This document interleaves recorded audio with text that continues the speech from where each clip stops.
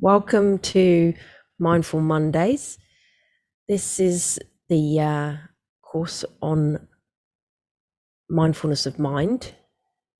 So, the third element of the Mindfulness Sutra.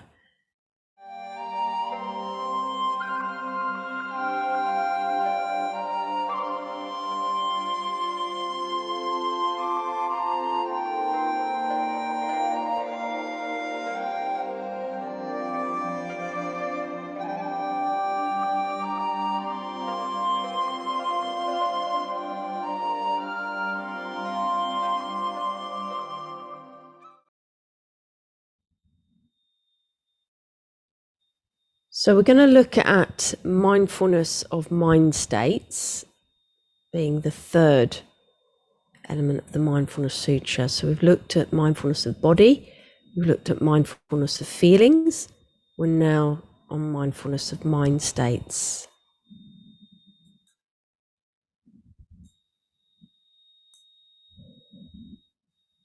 So let's look at an introduction. So we're going to look at what is the mind, why to be mindful of mind states, and just a quick reminder of the hindrances and the fetters, and then a meditation practice on the mind.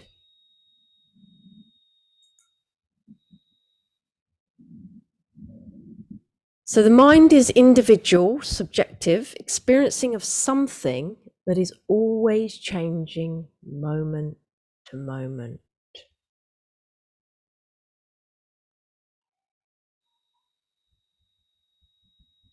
So you may have experienced that, where our mind just goes from one thing to the next. It's always changing. I think if you really get present to that, it is, and feelings come and go. You're never staying with one feeling at one time. But what actually is the mind? Because it's quite hard to grasp the concept. Let's have a look. It's a bit elusive, okay, and different languages conceptualize it differently. But from a Buddhist point of view, the mind is called citta, and it's quite a vast array of different things. So it includes sense perceptions, verbal and abstract thought, emotions, feelings of happiness and unhappiness, attention, concentration, intelligence, and much more. So it's every type of mental activity that's going on. And what we're going to do is we're just going to look at a video from Matthew Ricard to explain this.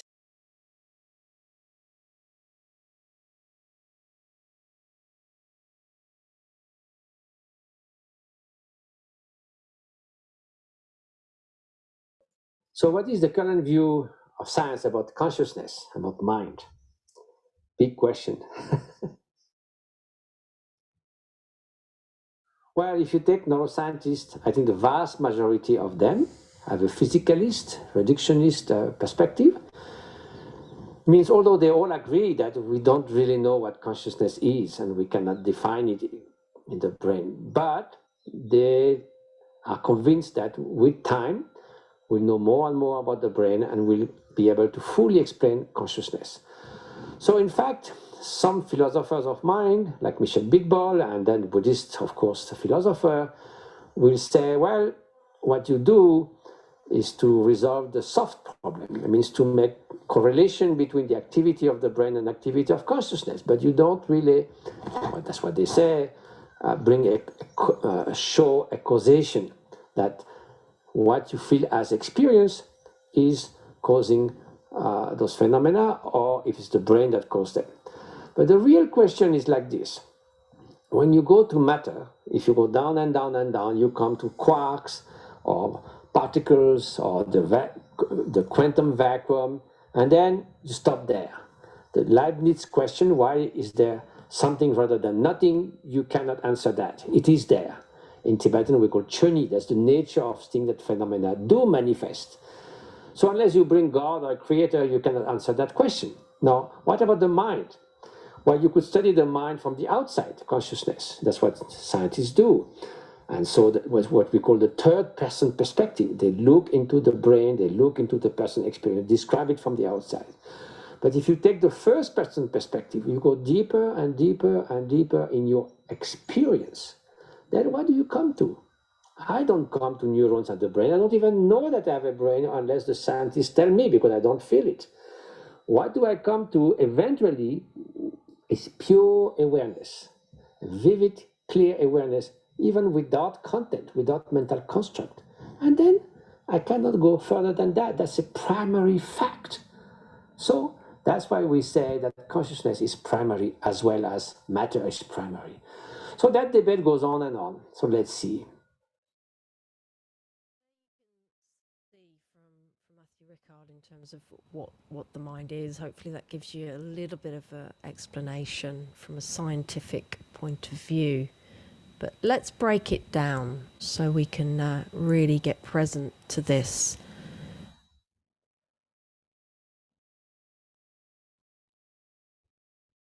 So with all the senses link back to the mind for our interpretation of it.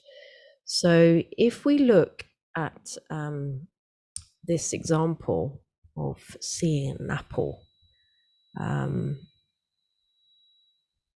what happens is we basically, the sense of sight, we see that through our eyes, and that goes into the back of the eyes, and then it links to the association of what we think the apple is and what it means for us. And then there's some kind of secretion of hormones of either you like it, like apples, or you don't like apples. And then that forms a mental formation around the apple, what it is. So it's all electrical impulses that are going on where the brain is processing information. The mind is when you're visualizing that apple, so it's having that in mind. So the mind's eye, and when we say visualize something in your mind's eye, then you're visualizing that and you're actually seeing it. So there's not much difference between how you can, that's the power of the mind, is that you can actually visualize a place and just go there because it's stored in the memory, consciousness.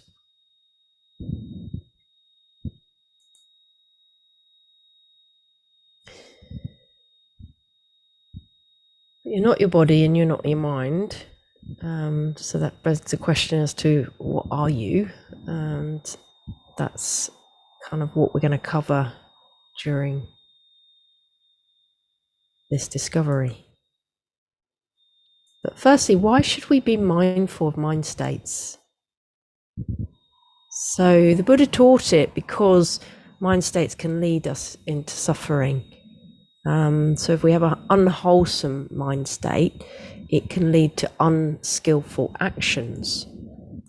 He also said that about there's no fixed, unchanging self. So that's something that everything's changing constantly, but the body keeps the score. So there's a mind-body connection to those unwholesome states and also wholesome states, the positive side. So this is why it's useful to get present to mind states, what mind state you're in, and be aware of it and what's actually happening to the body. So we create the world we live in, according to Buddha. So what do you want to create? Do you want to create a world of anger, or do you want to create a world of love?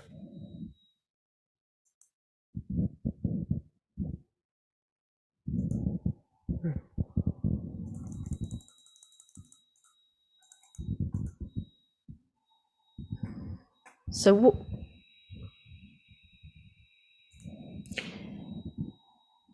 The mind is everything. What you think, you become. So Buddha says if you understand the mind, you understand everything. Hence the training.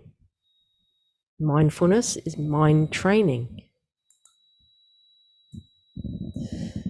So how do we train the mind? Well, we look at a little bit of a reminder of the hindrances that stand in our way and the fetters for actually doing this practice.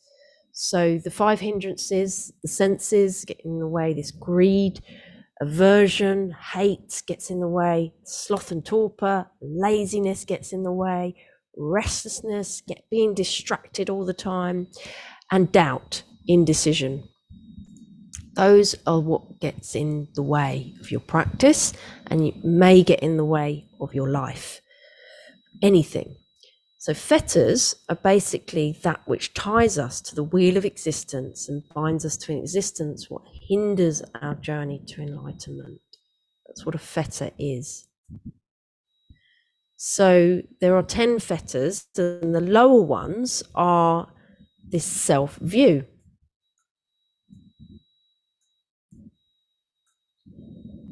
So the lower ones are the self-view, the narcissism. The second is skeptical doubt. Third, clinging to rules, rites, and rituals. So being cling to them. Buddha never wanted any rules or rituals, hence why the Dalai Lama declared that the monasteries, basically what they taught us is wrong. It's referring to some of those clinging to the rules and the rituals and the rites. Fourth, sensual lust. Fifth, ill will and aversion. And then there's the higher ones. So clinging to material existence, clinging to immaterial existence, conceit, restlessness, and ignorance.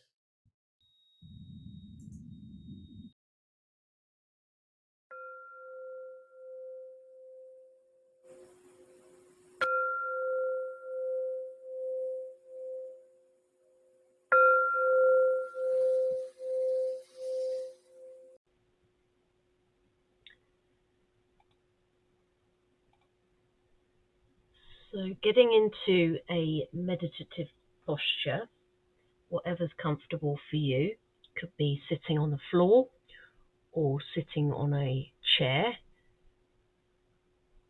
and just paying attention to keep the back nice and upright.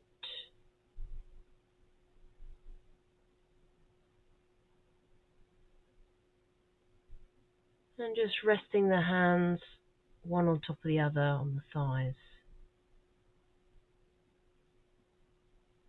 If you're sitting on a chair, just uncrossing your legs.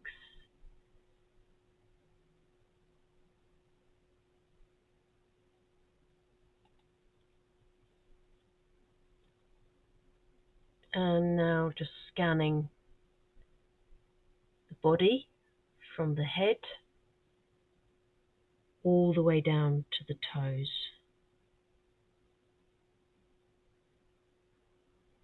Getting present to any sensations.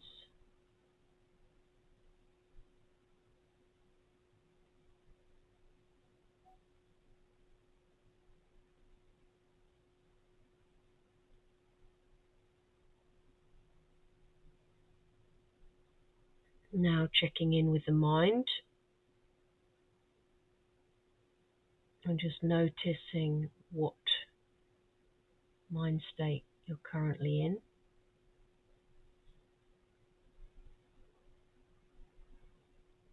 Just putting any worries or concerns aside.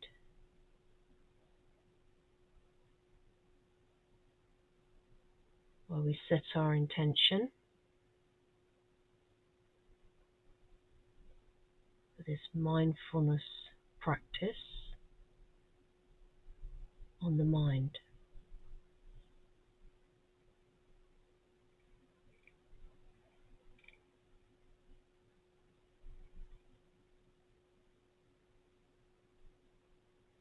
getting present to the impermanence of the mind, changing from moment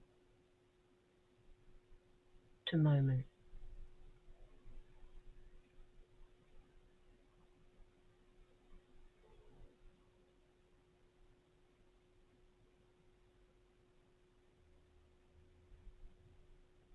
Understanding that the mind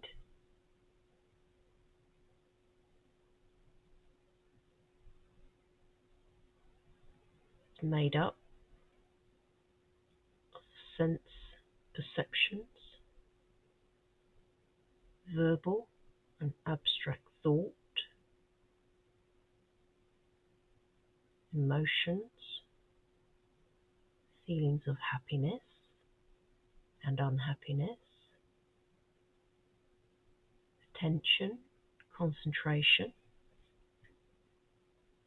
intelligence,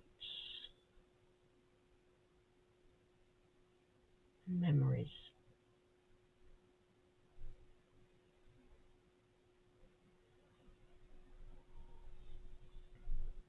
It covers every type of mental activity.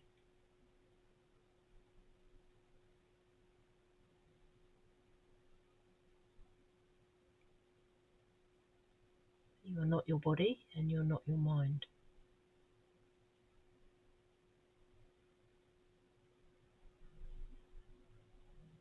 The nature of mind is a bit like a river where thoughts are running down the stream. Some of those thoughts may not be your own thoughts.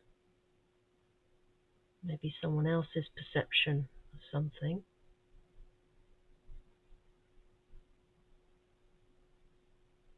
We tend to believe that it's true, but our thoughts are not facts.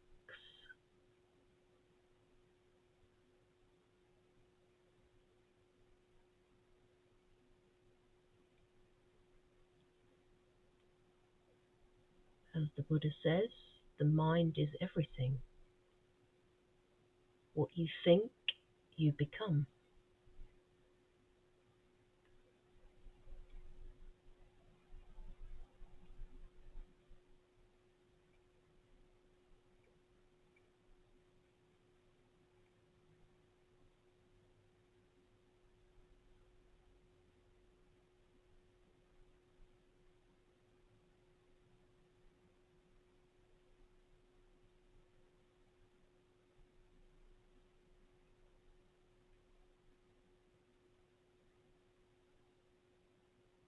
So if we create the world we live in through our thoughts,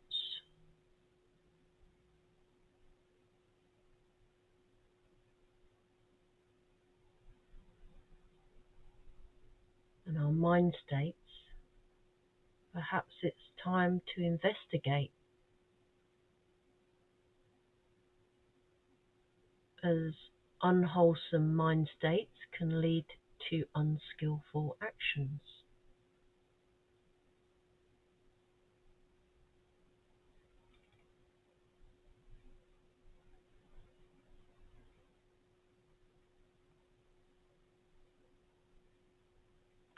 Remembering the 5 hindrances: sense desire, greed, aversion, ill will leading to hate, sloth and torpor leading to laziness, restlessness leading to being distracted, doubt leading to indecision.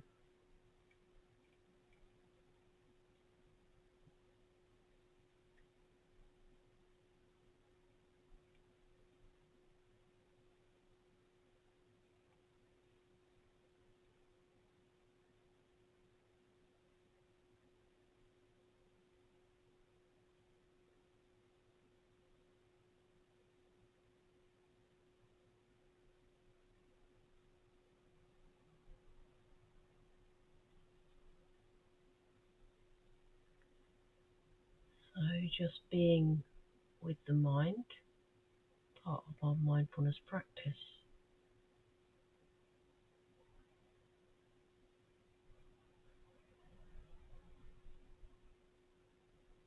It takes courage to sit with the mind.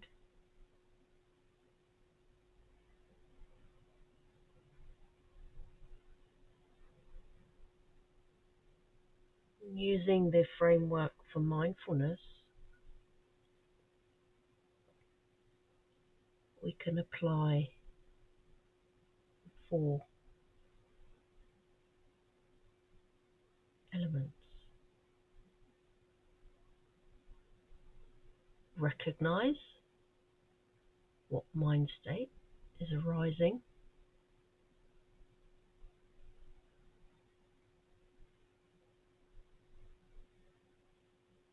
Acknowledge that mind state. Do what you need to do to calm yourself down. Then use this insight meditation to investigate the cause of that mind state.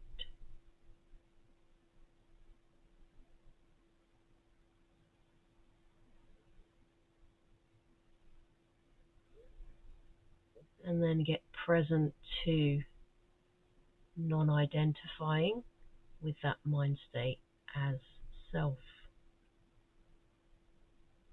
Detach from it.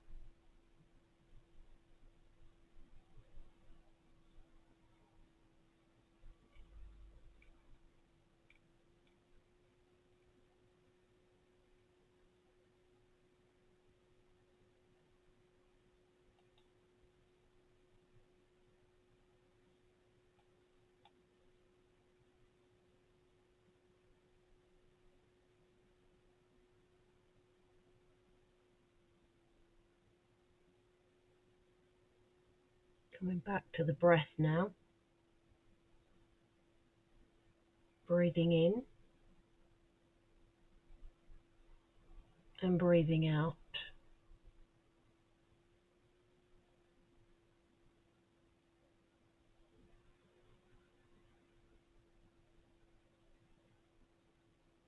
And getting ready to come out of the meditation by slowly opening your eyes and coming back into the room.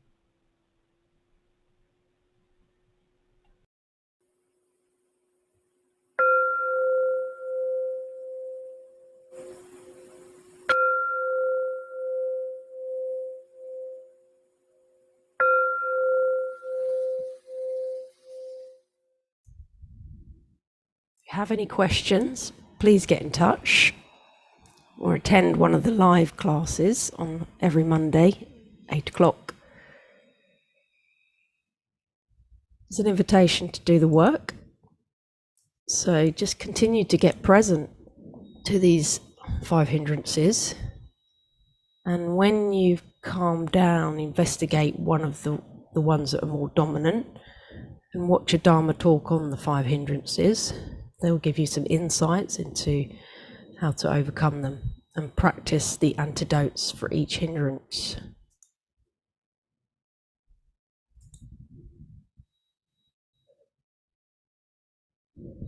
Hello. Morning. How are you? You're recording this one. Yeah, just recording